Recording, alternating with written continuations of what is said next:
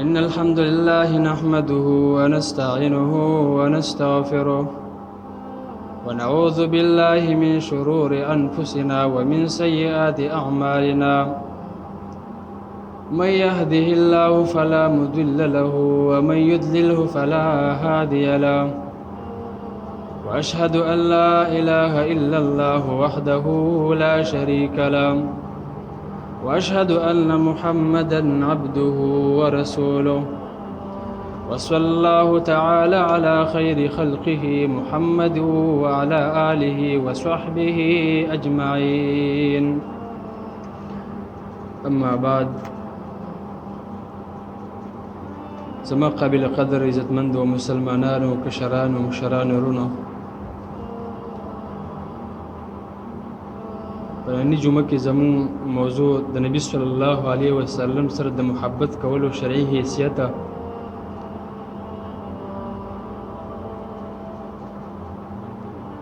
زما عزتمندو مسلمانانو کشرانو مشرانو رونو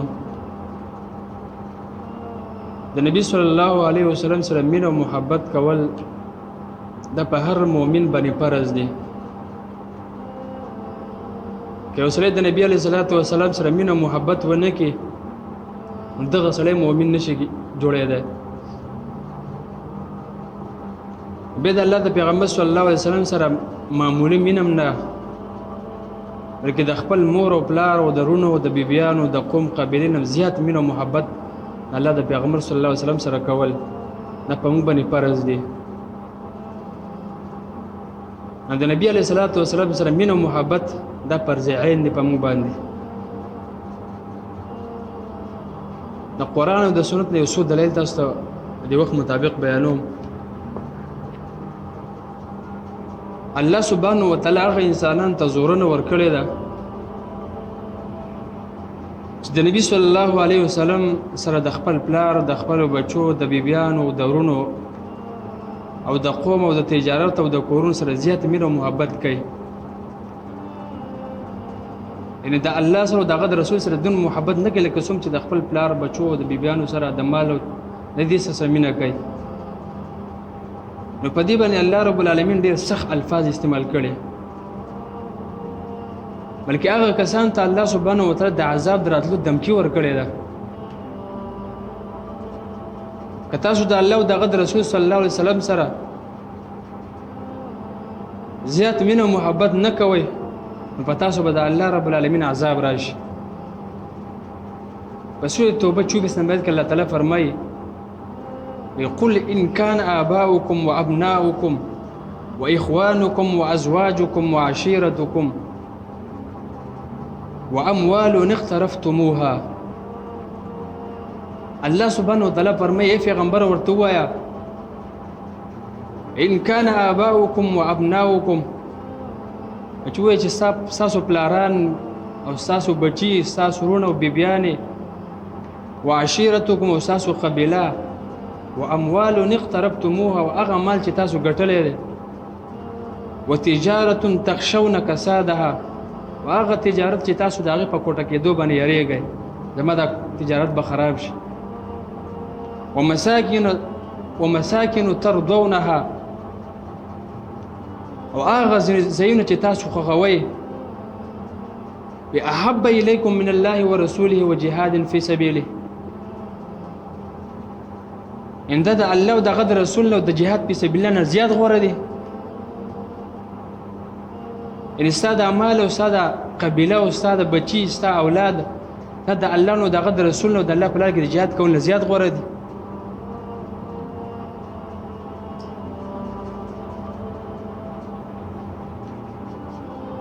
الله سبحانه وتعالى فرمای فتربصوا حتى ياتي الله بامره بس انتظار کوو تر دې چې د الله حکم راشي د الله فیصله راشي چې هغه د عذاب فیصله ده یعنی که تاسو د الله او د رسول صلی الله علیه وسلم سره مینه او محبت نه کوئ د الله او د رسول صلی الله علیه وسلم سره زیاته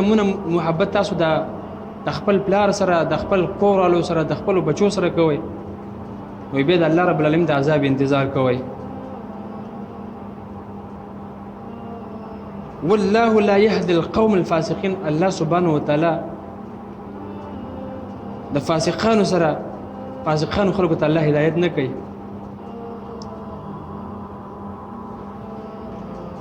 ابن کثیر رحمه الله په مسند احمد د فتربصوا معنی کړی ده، وی تاسو انتظار کوئ د الله رب العالمین د عقاب او د عذاب چې په تاسو باندې نازلېږي. انکه تاسو د الله سره او د هغه د رسول سره مینه نه کوئ، بس بیا انتظار کوئ د الله د عقاب او د عذاب چې په تاسو باندې نازل شي. همدارنګه د ایمان د صحت دپاره د نبي صلی الله علیه وسلم سره مینه محبت دا شرط دی. د هغه چا ایمان نه صحیح کېږي د نبي علیه الصلاة والسلام سره د هر چا نه زیات او محبت ونه کړي. هغه صحیح بخاري کې حدیث دی په اولني جلد کې د انس رضی الله عنه روایت دی. هغه فرمایي وقال النبي صلی الله علیه وسلم، النبي علیه الصلاة والسلام فرمایلی دی لا يؤمن احدكم حتى اكون احب اليه من والده وولده والناس اجمعين. نبی علیہ السلام فرمایي زما د په هغه ذات باندې قسمي چې زما نفس د هغه په لاس کې دی، زما روح د هغه په لاس کې دی. وایي تاسو تر هغه وخته پورې مؤمنان نشئ کېدی حتى اكون احب اليه من والده وولده والناس اجمعين، چې تاسو محبت وکړئ زما سره د خپل مور او پلار نه، د خپلو بچو نه، والناس اجمعین، او د ټولو خلکو نه زیات مینه محبت تاسو ما سره نه کړئ، تاسو هغه پورې مؤمنان نشئ کېدی. نو مؤمن به کله جوړیږي چې کله ته د هر څه د الله د رسول صلی الله علیه وسلم لپاره قربان کړه، الله به مؤمن جوړ شي. دا په صحیح مسلم کې حدیث ده، انس رضی الله عنه فرمایي نبی علیہ الصلوۃ والسلام فرمایلی دي وای تاسو کې هیڅ یو کس مؤمن نشي جوړېدی وای تر څو پورې زه ورته د خپل اهل مال او د ټولو خلکو نه زیات محبوب نشم. په صحیح بخاری کې حدیث ده د عمر ابن خطاب رضی الله عنه روایت ده چې هغه نبی علیہ الصلوۃ والسلام ته راغی اول یا رسول الله وأحب إلي من كل شيء إلا من نفسي. د الله رسول ته ماته د هر څیز نه زیات محبوبه وي سوا د خپل نفس نه. نبی رسول الله ته ویل د الله رسول وي ته ماته د هر څیز نه زیات محبوبه خو سوا د سنه د خپل نفس. نبی صلی الله علیه وسلم ته وفرمایي لا پیدا سنه د عمره والذي نفسي بيده حتى أكون أحب إليك من نفسك. وی عمر زما د پاغه ذات باندې قسمی زما روح د هغه په لاس کې دی. وی ته مؤمن نشي جوړېدی تر تو پورې چې تا وی تا ته زه د خپل نفس نه هم زیات محبوب نشم. عمر رضی الله عنه ویل د الله رسوله وی چې ته ماته د خپل نفس نه هم زیات محبوب یې. نبی علیه الصلاۃ والسلام ته وفرمیل یا الآن یا عمر، عمر اوس مؤمن جوړ شي.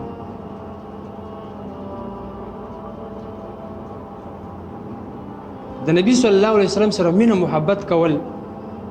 د الله د رسول سره مینه ساتل د دې ډېرې فائدې دي.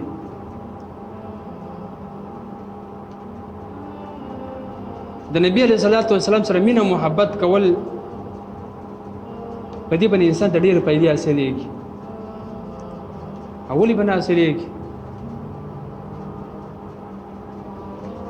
چې نبی علیه الصلاۃ والسلام د الله رسول دی، د الله سره مینه محبت دی، الله رب العالمین ته ډېر لوی مقام ورکړی دی. د الله د پیغمبر صلی الله علیه وسلم سره مینه محبت کول دا په موږ باندې فرض دی. د الله د پیغمبر صلی الله علیه وسلم سره مینه محبت کول په دې سره د انسان ته د ایمان خوند حاصلېږي.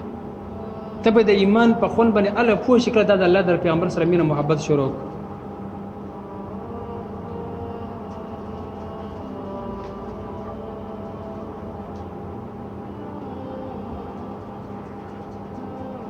په صحیح بخاری صحیح مسلم کې حدیث ده، انس رضی الله عنه روایت ده النبي عليه الصلاة والسلام فرمي قال 3 من كن فيه وجد بهن حلاوة الإيمان. وإدريس دا چې کله په یو انسان کې راشي دی به د ایمان خوند بیا مومي. يعني درې اعمال دي چې کله د انسان په یو عمل خپل عمل کې راولي په دې باندې عمل شروع کی وي دغه انسان به د ایمان په خوند باندې پوه شي. یو دا دی ان یکون الله ورسوله احب الیه مما سواهما، چې الله او دغه رسول وته د هر چا نه محبوب او ګران.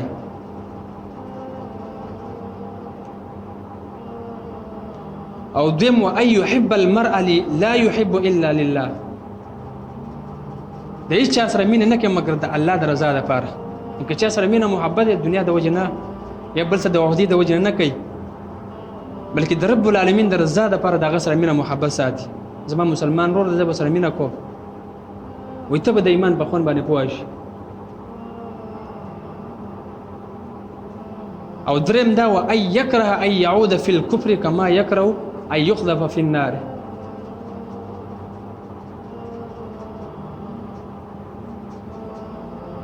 یعنی دا بدګنه چې د بیرته کفر ته واپس شي رسو دا هغه نه چې الله رب العالمین ورته نجات ورکړي. یو سره د مؤمن د اسلام قبول کو ایمان یې راوړو وې دې کفر ته اولیدل داسې بدګنی لکه سړی چې اور ته داخلېدل بدګنی.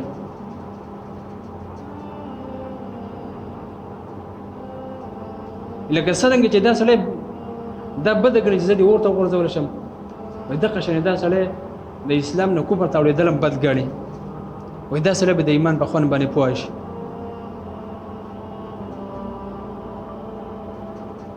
او بله پیدا د الله د پیغمبر صلی الله علیه وسلم سره مینه محبت کول دغه دا ده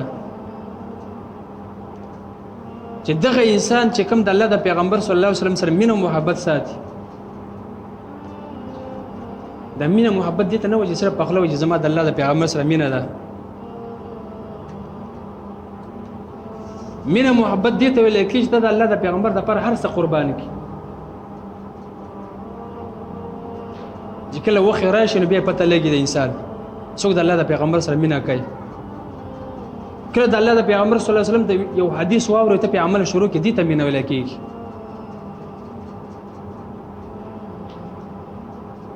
دې ته مینه نه وایي چې صرف په خوله باندې وایي چې ما د الله د پیغمبر سره مینه محبت دی.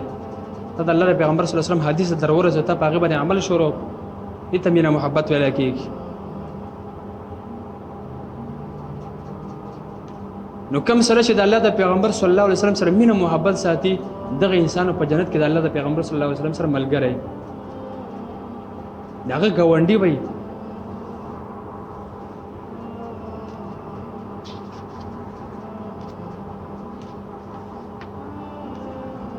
امام بخاری او امام مسلم رحمه الله یو روایت نقل کړی دی د انس بن مالک رضی الله عنه روایت دی. ډېر عجیبه حدیث دی او یو پیدا په دې حدیث کې دا معلومیږي اوس به تاسو په خپل واوري پوهه بشئ چې دا جنت ته داخلېدو یو سبب دی چې انسان په جنت ته داخلېږي. انس بن مالک رضی الله عنه روایت دی قال جاء رجل الى رسول الله صلی الله علیه وسلم. النبي علیه الصلاة والسلام ته یو کس راغی فقال ویل یا رسول الله متى الساعه. اذا الله پیغمبر قیامت بکله. نبی اسلام ته کس راغی د الله رسول وی قیامت بکله. د قیامت مبارک ته پوسو چې د قیامت بکله راځي. نو قال نبی علیه الصلاة والسلام تو فرمایل وما اعددت للساعه. وی ته د قیامت د پر تیار کړی زری د قیامت مبارک خو تاسو کې چې قیامت بکلی خو تیارې دی ولا سکړې دی کنه کاسي تاسو کې دا کسو ته د الله رسول اسمه متنه اداره کړي وقال وتل حب الله ورسوله وزما د الله او د رسول سره مینه محبت ان د قیامت د پر می تیارې نه دی کړي د آخرت د پر می تیارې دی خو د الله رسوله وي صرف د الله او د رسول سره مینه محبت دی دا تیارې مولا کړي هغه سره مینه ساتم. نبی علیہ الصلوۃ والسلام تقول فإنك مع من أحببت. ويتب د قیامت پر د هغه چا سره د چا سره جستا محبت دی. زما سره د مینه د قیامت پر ما سره ولاړ. انس رضی الله عنه فرمایي موږ د اسلام دراوړلو وروسته د نبی علیه الصلاۃ والسلام په دې قول چې دا خبره موږ د نبی علیه السلام واورېدو په ډېر زیات خوشاله شو چې نبی علیه الصلاۃ والسلام ویل فإنک مع من احببت چې سړی به د هغه چا سره چې محبت وي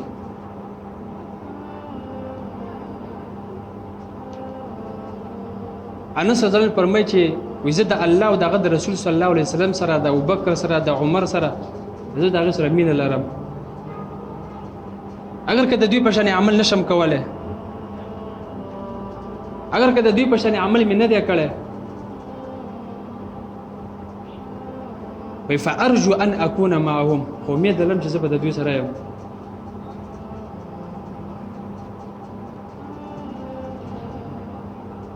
دې حدیث نن دا معلومه شوله چې د الله د پیغمبر صلی الله علیه وسلم سره مینه محبت کول الله سبحانه وتعالى دې بدله کې دغه انسان له جنت ورکړي او بیا د الله د پیغمبر صلی الله علیه وسلم گاونډیتوب دغه انسان تعالی نصیب کړي یو بل حدیث کې راغلی صحیح بخاری صحیح مسلم کې حدیث دی عبد الله بن مسعود رضی الله عنه روایت دی قال جاء رجل الى رسول الله صلی الله علیه وسلم نبی رسول الله یو کس راغی فقال ويل يا رسول الله صلى الله عليه وسلم وكيف تقول في رجل احب قوما ولم يلحق بهم د الله رسول ته دا غسلی مبارک سوي چې هغه د یو قوم سره محبت ساتي دا قوم نه دي خصوصا دومره چې دا قوم سره مینه او محبت ساتي نبی اسلام نه تاسو چې په دغه قوم سره نه دي دغه قوم نه دي خو دومره چې دغه قوم ولا سره مینه او محبت ساتي نبی رسول الله صلی الله علیه وسلم فرمای المرء مع من احب وې د چا چې د چا سره محبت د قیامت په ورځ دغه سره ولاړ نو چې د الله سره او د رسول سره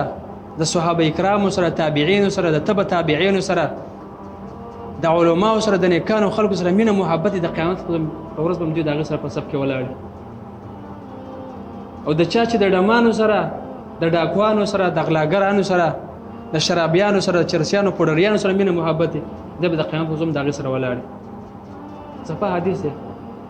المرء مع من احب و چې د چا سره محبت دی به دغه سره ولاړ چې د غانو بجان سره ولا سره مینه محبت د چا د فلمونو ولا سره مینه محبت د قیامت په دغه سره په سب کې ولاړ الله سبحانه وتعالى متاثر بيننا العمل كل توفيق راكي وصلى الله تعالى خير خلقه محمد وعلى آله وصحبه أجمعين برحمتك يا أرحم الراحمين